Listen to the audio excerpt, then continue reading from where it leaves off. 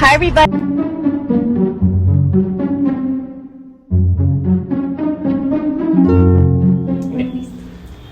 Harold, ¿por qué eres tan coqueto, mi amor? Porque soy tu invitado, Laurita. Bueno, hola, vas? ¿cómo están, chicos? Bienvenidos a un nuevo capítulo de La Hora del Chisme, esta vez con un súper invitado que se llama Harold. Harold, preséntate, ¿cómo Bueno. estás el día de hoy?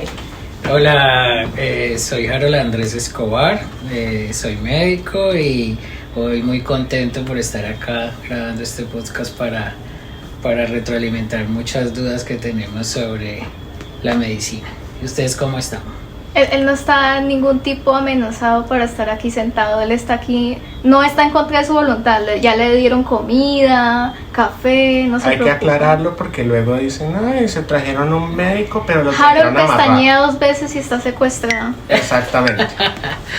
Ay, no. Entonces, Hay varias preguntas, pero pues no sé si quieres iniciar primero pues por algo más tranquilo, como más informal, y después ir por preguntas como más laborales, más sobre medicina. ¿Cuál prefieres primero?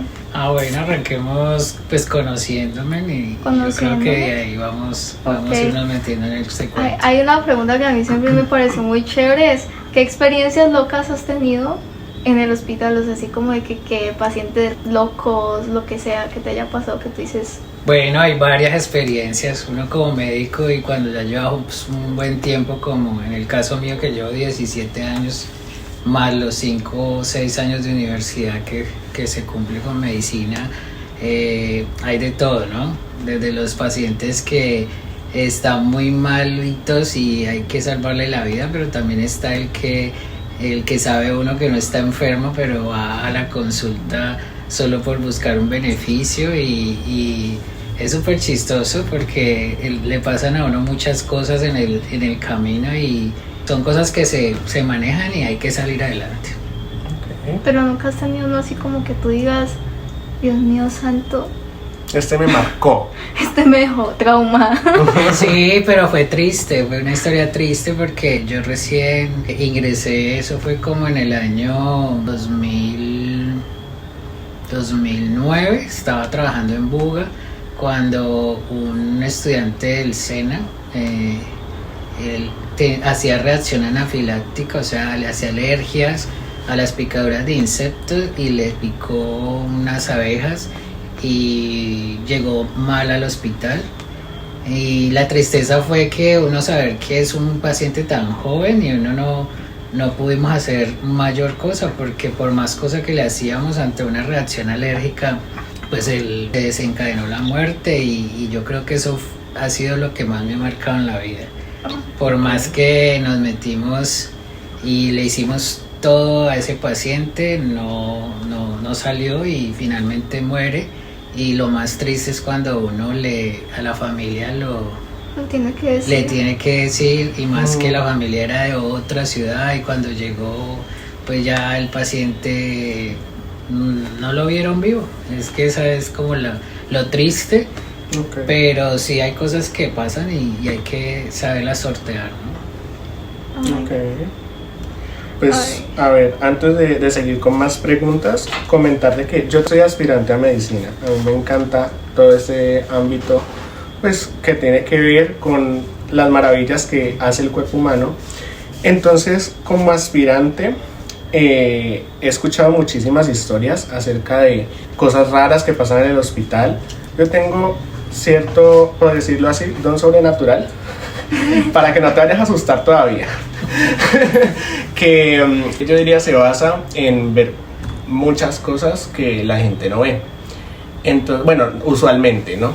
Y muchas veces me han contado que en varios hospitales se viven como ciertas experiencias paranormales. ¿Te ha pasado alguna vez?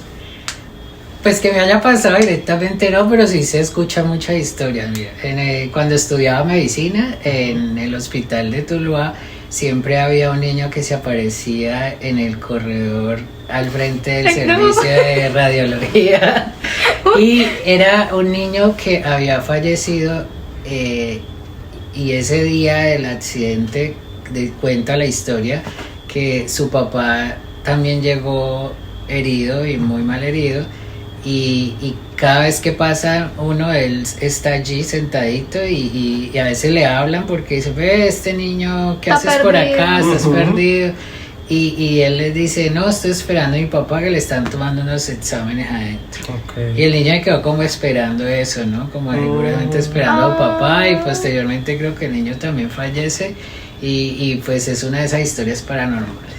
Las otras, otra historia en el Hospital San José de Buga, como antes era de monjas y ellas eran enfermeras, porque antes la medicina era, pues las enfermeras, las religiosas hacían de enfermeras y muchos sacerdotes también eran médicos, entonces siempre ellos fueron como que ciertas comunidades, y todavía existen comunidades religiosas como la de la Clínica de los Remedios donde yo trabajo, que son de monjas. Entonces, ¿cómo te parece que en el Hospital San José la monja va y le coloca el medicamento al paciente y le habla, y cuando pasa la enfermera, ay, no, es que ya me colocaron el medicamento, y mentiras que no le han colocado nada, sino que es la monja que aparece y les pone el medicamento, y eso es, pues yo me moriría. También de eso que sabes, los santificados de tu nombre. Sí, más o menos.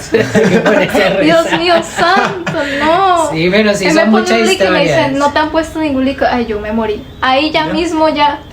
Sí, Ay.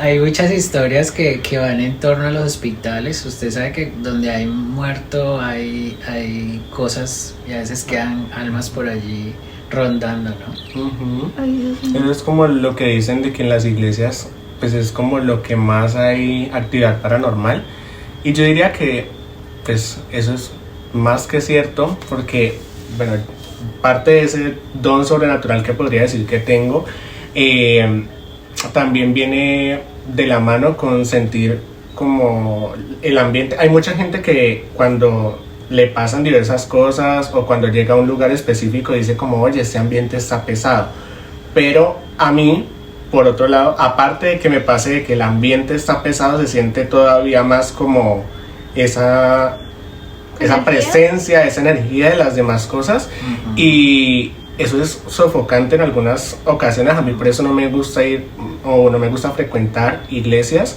porque se siente un ambiente que uno dice, no, o sea, yo aquí no entro, pero es una cosa horrible, o sea, de otro mundo, por decirlo así. A veces la gente que tiene ese don carga con muchas cosas que uno que no lo tiene, uno lo deja como a un lado y no le para tantas bolas a esas cosas. Pero sí, es verdad, y eso te carga y eso te confunde, y si uno no tiene una mente muy fuerte, te puede llevar a otros episodios, hasta la locura.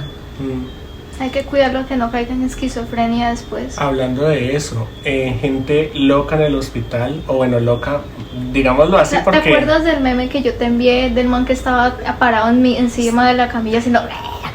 Sí, claro. Todo el mundo alrededor de Me él. reí mucho sobre todo, porque me acordó mucho, eso es muy frecuente. Vas a ver a gente parada en la cabeza.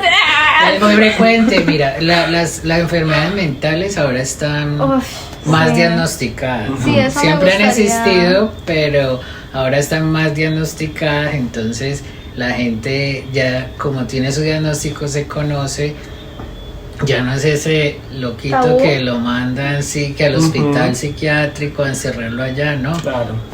Ahora los manejan en la casa, pero cuando no se toman los medicamentos o cuando entran en crisis por otra enfermedad asociada que tengan, alguna infección o algo, hace que ellos también se descompensen de la parte mental, pues ocurren casos como los del meme que me enviaste, que se desconectan tanto, pues que hacen locuras en todo Se el desconocen, hospital, se literalmente. desconectan, se trepan, se ríen solos, hablan, gritan, Yo. y pues el hecho es como intervenirlos para que no se hagan daño, y pues si toca en algún momento sedarlo, hay que sedarlo, y mientras le pasa pues su crisis emocional.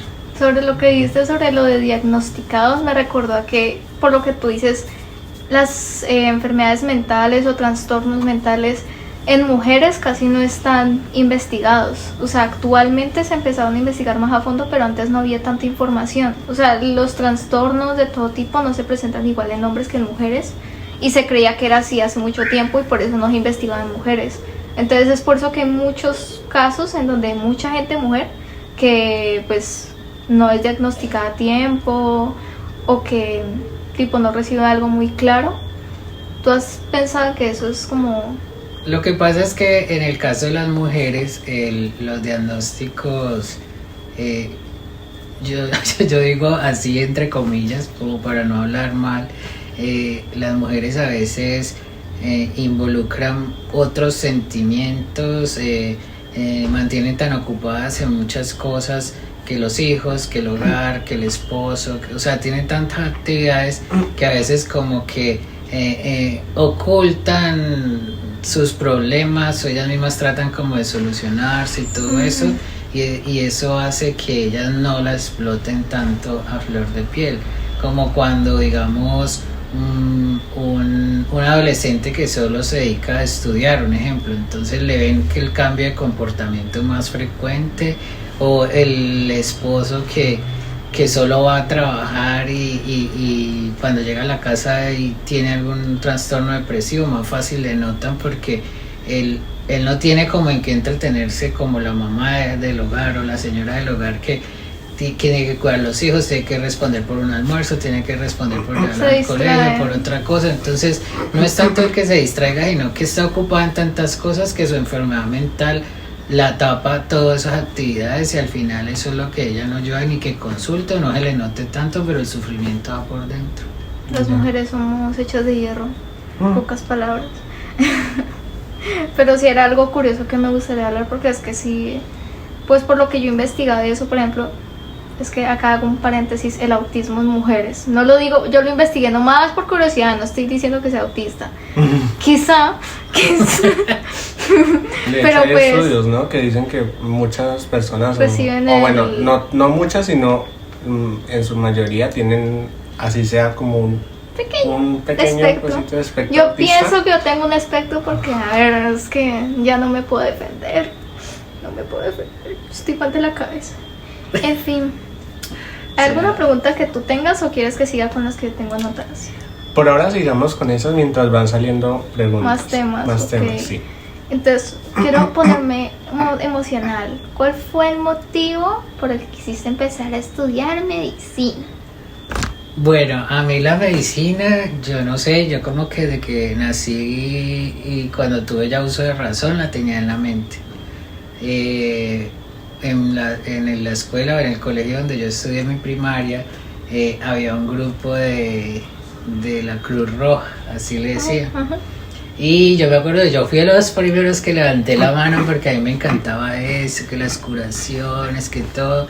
Y había un profesor muy llamativo y todavía vive, que se llama Claudio Escobar. Y ¿cómo te parece que él hacía esos cursitos y entrenaba a niños de la escuela para, si llegaba a ocurrir algo, uno era el que iba, uno iba ahí y los curaba, o bueno, todo lo que pasara por ahí.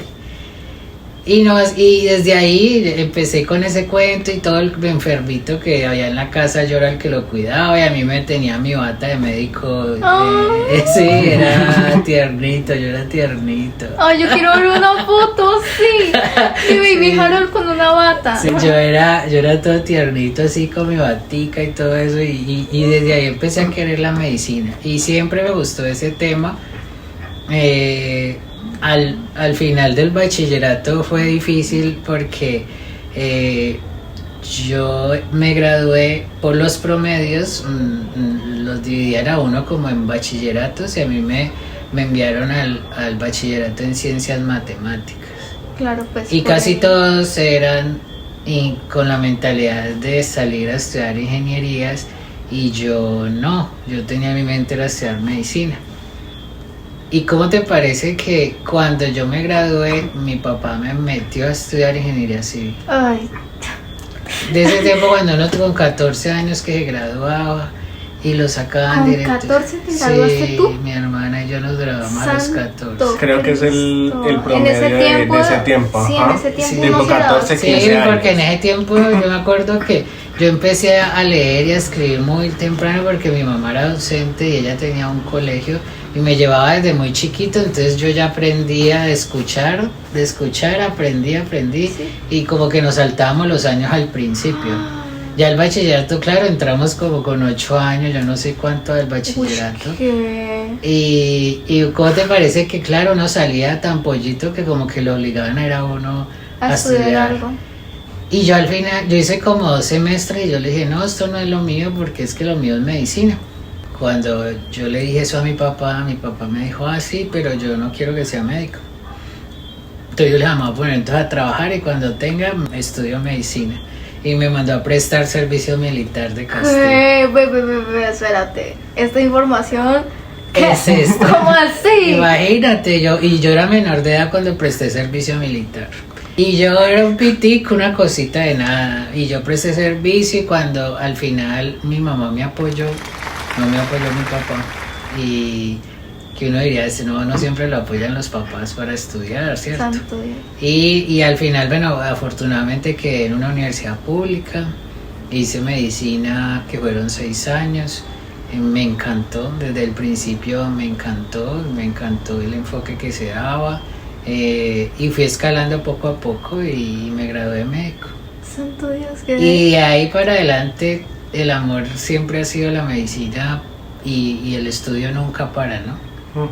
Siempre es más conocimiento, entonces vinieron las especialidades que he hecho, después la maestría que hice y constantemente hay que estar actualizándose, Sí, hay que hacer exacto. cursos, hoy nomás hice 2 cursos, entonces mientras uno trabaja también tiene que responder cuestionarios de capacitación y todo eso y nunca paras de estudiar, medicina nunca Pero paras te de gusta. estudiar, pero me encanta, eso sí es verdad.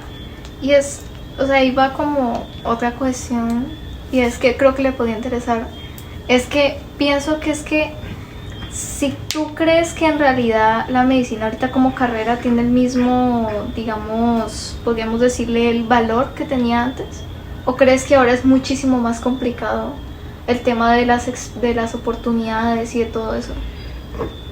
Bueno, medicina es una carrera que es muy perseguida y por ende y todas las universidades no tienen medicina. Sí. Entonces conseguir un cupo en medicina no es tan fácil. Si hablamos de las universidades públicas, porque Claro. igual tienes que tener un promedio en las pruebas de INFES, tienes que tener pues una capacidad intelectual, se puede decir entre comillas, un poquito más que para otras carreras.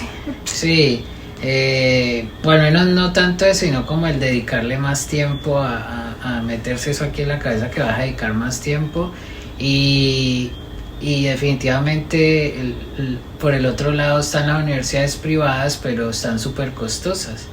Hoy nomás publicaban yo no sé por qué publicaron en muchos estados los valores de las universidades, y hay universidades en Bogotá, por no dar el nombre, que cobran 32, 36 millones el semestre, y hay otras que cobran 18, 20, que es como el promedio aquí de Cali, 18, 20 millones actualmente, en comparación de las universidades públicas, ¿no? Que tú pagas de acuerdo a tu estrato socioeconómico. Entonces, digamos, si tú vives en un estrato 1, pues a veces no vas a pagar nada, ¿me entiendes? Pero si vives en un estrato 5, de pronto te cobran un poquito de ese valor, pero pues comparado con las otras universidades no es nada, ¿no? Sí, claro.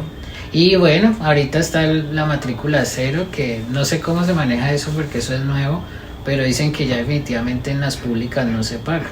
O sea, así tú vivas en estrato 5, creo que no te cobran si tú te ganas el cupo ahí en la universidad pública. Entonces debe ser más difícil entrar a esa. Claro, se ha vuelto más difícil. Entonces eso ya es incluso más limitado que antes.